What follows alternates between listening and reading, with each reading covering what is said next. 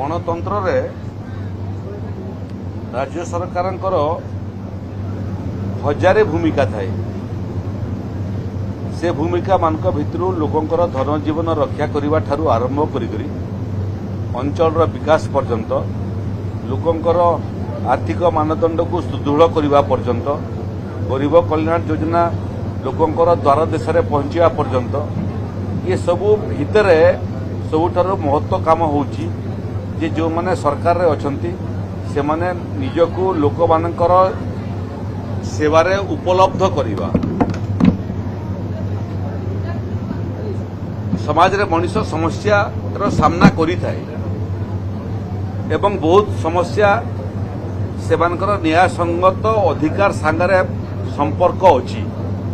तेणु जो समय कौनसी व्यक्ति संविधान रो कौनसी अधिकार रो वंचित हुए किंबा कौनसी अन्यायर शिकार हुए से समय तार समस्या को सुनेवा पाई सरकार निजको प्रस्तुत रखिबा कथा।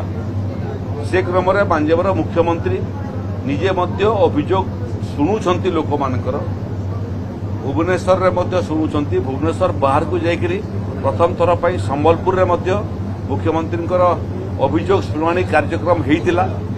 आकु अन्य जिला मानकु मध्य माननीय मुख्यमंत्री एवं मंत्रिमंडल सदस्य माने जाइकरी लोकंकर समस्या शुणिबे। माननीय मंत्री माने मध्य एवं जनप्रतिनिधि माने मध्य निज निज अंचल लोकंकर समस्या शुणुछंती। सेतिर मुख्य उद्देश्य हला जे जदि सरकार लोकंक पाखक पहुंची न पारिबे ताहले गणतंत्र विपदापन्न हबो, संकटापन्न हबो। तेणु गणतंत्र को रुद्धिमंत करने लोकंकर सांगरे सरकार सीधा सड़क संपर्क प्रतिष्ठा करने लोकंकर वेदना शुणापी लोकंकर समस्या शुणापी एटा एक निरंतर काम एवं मोहन माझींकर सरकार ये काम को निरंतर भाव में लोकंकर समस्या शुणा एवं तार समाधान करिवार प्रयासरत अच्छी। प्रत्येक मुख्यमंत्री ग्रीभांस रे 1000 अभियोग पंजीकरण होची किंतु आसला बेलू 600-700 अभियोगकारी पहुंचुंट निजर अभियोग जनइबा पई। संबलपुर तो रेकर्ड संख्यक अभियोगकारी आइथिले एवं ताकर समस्या शुणा मध्य हला एवं समाधान मध्य हला। जो समस्या को सांगे सांगे समाधान करिवार आवश्यकता अछि मुख्यतः स्वास्थ्य जनित समस्या थिले, चिकित्सा जनित समस्या थिले।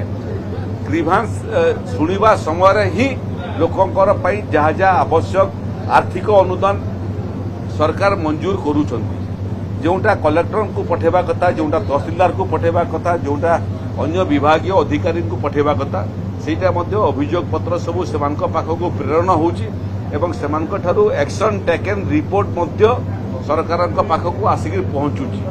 तेणु ये कार्यक्रम एभलिया गोटे कार्यक्रम जो व्यक्तिगत भाव में लोके तांकर समस्यार समाधान करि पारिबे।